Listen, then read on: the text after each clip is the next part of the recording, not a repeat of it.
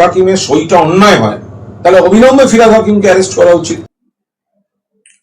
ঋতব্রত শিবিরে গিয়ে কি বিপাকে পড়লেন ফিরহাদ? কেন এই কথা বলছি? বিগত 15 বছর, ছোট করে বললে বিগত 10 বছর তৃণমূল শাসনকালে আমরা একাধিক ঘটনা দেখেছি। সে গার্ডেন রিচ থেকে শুরু করে মাঝেরহাট উড়াল সেতু ভেঙে যাওয়া, একাধিক ঘটনা কিন্তু আমরা দেখেছি। এমনকি পোস্তর নির্মীয়মান ব্রিজ যখন ভাঙলো তখনও কিন্তু 27 জনের মৃত্যু হয়েছিল। ফলে কলকাতার বুকে এই ধরনের বড় বড় ঘটনা একাধিকবার আমরা দেখেছি। কিন্তু কখনো কি ফিরহাদ হাকিমকে এইভাবে দোষারোপ করতে দেখেছেন আপনারা? রীতিমতো বর্তমানে তৃণমূলে দুটো ভাগ, ঋতব্রত তৃণমূল এবং কালীঘাট তৃণমূল। এই কালীঘাট তৃণমূলে থাকা কুণাল ঘোষ দীর্ঘদিন ধরে বিভিন্ন ইস্যুতে, এমনকি গার্ডেন রিজের মতো ঘটনাতেও ফিরহাদ হাকিমকে সমর্থন করেছেন। কখনো কিন্তু ফিরহাদ হাকিমকে দায়ী করেননি তিনি। তাহলে হঠাৎ আজ এমন কি হলো সরাসরি ফিরহাদ হাকিমকে গ্রেপ্তার করার পরোয়ানা শুনিয়ে দিচ্ছে? পরিষ্কার বলছেন যে প্রয়োজনে তৎকালীন মহানাগরিক ফিরহাদ হাকিমকে গ্রেপ্তার করা হোক। তাহলে কি ঋতব্রতর সঙ্গে গিয়ে যোগ দেওয়া বা এই ঋতব্রত শিবিরে গিয়ে যোগদান করাটাই কি ফিরহাদ হাকিমের জন্য সবচেয়ে বড় সমস্যার কারণ হয়েছে? বর্তমানে দাঁড়িয়ে কালীঘাটের তৃণমূল অর্থাৎ মমতা বন্দ্যোপাধ্যায় পন্থী তৃণমূল যারা, এই কুণাল ঘোষ থেকে শুরু করে মদন মিত্র পর্যন্ত প্রত্যেকেই তাহলে এবার ফিরহাদ হাকিমকে বিপাকে ফেলতে চাইছেন, যার জন্য কুণাল ঘোষ এত বড় মন্তব্য করছেন। রীতিমতো ইতিমধ্যে ফিরহাদ হাকিমের বিরুদ্ধে কিন্তু মামলা দায়ের করা হয়েছে এবং বর্তমানে দাঁড়িয়ে কুণাল ঘোষও বিষয়টাকে সমর্থন করছেন যে প্রয়োজনে গ্রেপ্তার করা হোক, সরাসরি এই ফরমান জারি করছেন তিনি। আজকের প্রতিবেদনে দেখাবো ঠিক কি হয়েছে এবং ঠিক অঙ্কটা আমরা আজকে আলোচনা করবো যে কেন হঠাৎ করে ফিরহাদ হাকিমের বিপক্ষে বলছেন কুণাল ঘোষ। তাহলে কি সত্যি সত্যি বর্তমানে দাঁড়িয়ে তৃণমূল বনাম তৃণমূলের লড়াই পশ্চিমবঙ্গ হচ্ছে? বর্তমানে শাসক দল বনাম বিরোধী দলের লড়াই না দেখতে পেয়ে একেবারে আমরা বিরোধী বনাম বিরোধীর লড়াই দেখছি। নমস্কার, আমি সানিয়া, দা নিউজ বাংলায় আপনাদের সকলকে স্বাগত। আমাদের বক্তব্য হচ্ছে, যদি ওই শুধু কয়েকজন হাতের কাছে থাকা বা নিচু তলার লোক অ্যারেস্ট হয়ে গেল, তারা দোষ করলে 100 বার অ্যারেস্ট হোক, কিন্তু যদি ওপরের দিকে বিগ ফিশেস তারা বেঁচে যায়, এটার কোনো মানে হয় না। যদি প্রাক্তন মহানগরিক মানে ফিরহাদ হাকিমের সইটা অন্যায় হয়, তাহলে অবিলম্বে ফিরহাদ অ্যারেস্ট করা উচিত। আমি জানি না আপনাদের মনে আছে কিনা, ঠিক তৃণমূলের তরফে যবে ঘোষণা করা হয়েছিল যে তৃণমূলের বিরোধী দল নেতা হবে হচ্ছে শোভনদেব চট্টোপাধ্যায়, চিফ হুইপ হবেন ফিরহাদ হাকিম এবং একাধিক পদের কথা ঘোষণা করে দেওয়া হয়েছিল। ঠিক তার পরে পরে কিন্তু কুণাল ঘোষ এবং ফিরহাদ হাকিম একটা সাংবাদিক সম্মেলনে বসেছিলেন, যখন ওই অভিষেক বন্দ্যোপাধ্যায়ের বাড়িতে বারে বারে এই পুরসভার তরফে নোটিশ পাঠানো হচ্ছিল বেআইনি নির্মাণটা ভেঙে দেওয়ার জন্য। তখন যখন একসঙ্গে সাংবাদিক সম্মেলন করেছিলেন ফিরহাদ হাকিম এবং কুণাল ঘোষ, তখন কিন্তু ফিরহাদ হাকিমকে একাধিক প্রশ্ন করা হয়েছিল অভিষেক বন্দ্যোপাধ্যায়কে ঘিরে, তারপর পুরসভার একাধিক বিষয় নিয়ে। ঠিক মেয়র হিসাবে পদত্যাগের আগের ঘটনার কথা বলছি। তখন কিন্তু এই কুণাল ঘোষই ফিরহাদ হাকিমের পাশে বসে তার পক্ষে সওয়াল করেছিলেন, পরিষ্কার বলেছিলেন যে তিনি এই বিষয় কি করে জানবেন, তার জানার কথা নয়। একাধিক মন্তব্য তিনি করেছিলেন। তাহলে হঠাৎ করে আজকে তারাতলার ঘটনার বেলায় এই কুণাল ঘোষই অন্য কথা বলছেন কেন?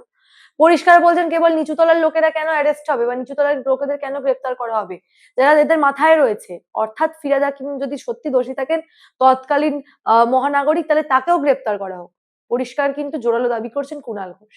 তাহলে একটা প্রশ্ন আমার মাথায় উঠে আসছে, এতদিন যতদিন এই তৃণমূলের মধ্যে ঋতব্রত শিবিরে গিয়ে ফিরহাদ হাকিম যোগদান করেননি, তখন এই ফিরহাদ হাকিমের পক্ষে কিন্তু কুণাল ঘোষ বলছেন।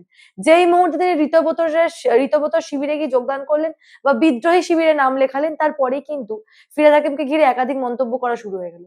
তাহলে কি বর্তমানে লড়াই কেবল তৃণমূল বনাম তৃণমূল, অর্থাৎ কালীঘাটের তৃণমূল বনাম ঋতব্রত তৃণমূল, এবং সেই লড়াইয়ের মাঝেই কিন্তু তৃণমূলের রাজনৈতিক যোগটা বা রাজনৈতিক জীবনটা আপাতত আটকে গেছে?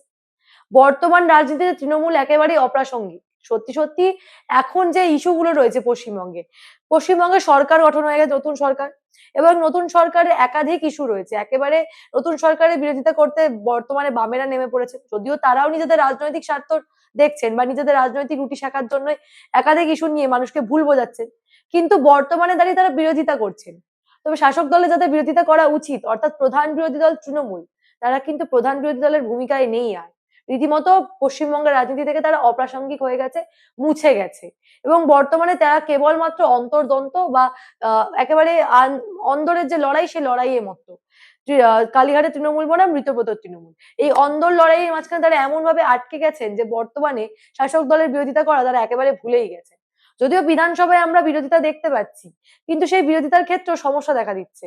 মানে শাসক দলের পক্ষেও বুঝতে অসুবিধা হচ্ছে যে মূল বিরোধী কারা। এই ঋতব্রত তৃণমূলটা আসল তৃণমূল নাকি কালীঘাটের তৃণমূলটা আসল তৃণমূল, বর্তমানে কিন্তু এই আলোচনায় পশ্চিমবঙ্গের রাজনীতি আটকে রয়েছে। এবং যে কোনো গুরুত্বপূর্ণ ইস্যুতে আসল বিরোধিতা কারা করছেন সেটা বোঝা কিন্তু একেবারে সমস্যার বিষয় হয়ে দাঁড়িয়েছে। আগামীতে বিধানসভার একাধিক অধিবেশন হবে, সামনে সোমবার বিধানসভায় একটা একাধিক গুরুত্বপূর্ণ বিল পাশ হওয়ার কথা। এবং এই সমস্ত ঘটনার মাঝে যে প্রধান বিরোধী কারা, এই নিয়ে যে অন্তর্দ্বন্দ্ব, তা আবারও কিন্তু এই কুণাল ঘোষের মন্তব্যের পর একেবারে জোরালো হয়ে গেল। অন্যদিকে তারাতলা কাণ্ডে ফিরহাদ হাকিমের বিরুদ্ধে এফআইআর করতে চেয়েছেন ভারতীয় জনতা মজদুর সেল। তারা ইতিমধ্যে কিন্তু এফআইআর করতে চেয়ে আবেদন করেছেন। অন্যদিকে ফিরহাদ হাকিমের পাশাপাশি আরো দুজন তৃণমূল কাউন্সিলরের বিরুদ্ধে তারা এফআইআর করতে চান। ৮০ নম্বর ওয়ার্ডের কাউন্সিলর আনোয়ার খান এবং ১৩৪ নম্বর ওয়ার্ডের তৃণমূল কাউন্সিলর শামস ইকবাল। এই চেয়ারে বসেই মানবদা একটা সময় বারবার বলতো যে তৃণমূল দলটা যেদিন হারবে একেবারে নিশ্চিহ্ন হয়ে যাবে। যদিও বাংলার প্রত্যেকটা সাধারণ নাগরিক পরিবর্তন চেয়েছিল, আমিও পরিবর্তন চেয়েছিলাম, তবে তৃণমূল যে এইভাবে ভাঙবে, হ্যাঁ ভেবেছিলাম ভাঙন হবে, তবে এইভাবে ভেঙে যে নিশ্চিহ্ন হয়ে যাবে এটা হয়তো আমিও কল্পনা করিনি। একেবারে বর্তমানে তৃণমূলের যা হাল, এই ঋতব্রত শিবির বনাম কালীঘাট শিবির, এই দুই শিবিরের লড়াইতে দলটাই কিন্তু অপ্রাসঙ্গিক হয়ে যাচ্ছে।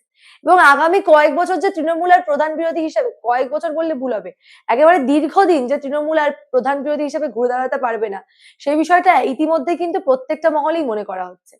এবং এতদিনের এত ঘটনার পরে এই যে কুণাল ঘোষ বনাম ফিরহাদ হাকিম যেটা আজকে আমরা দেখলাম, দীর্ঘ লড়াইয়ে কিন্তু বিভিন্ন সময় কুণাল ঘোষ যে কোনো অন্যায়ের সময় দলের হয়ে বলে গেছেন, ফিরহাদ হাকিমের পক্ষে বলে গেছেন। তবে এই যে ঋতব্রত শিবিরে গিয়ে সত্যি সত্যি কি তাহলে ফিরহাদ এবারে বিপাকে পড়েছেন?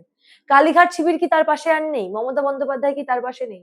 এ বিষয় নিয়ে আপনারা কি ভাবছেন? আপনাদের মূল্যবান এবং গুরুত্বপূর্ণ মতামত আমাদের কমেন্ট সেকশনে জানাবেন এবং দেখে থাকুন দ্য নিউজ বাংলা।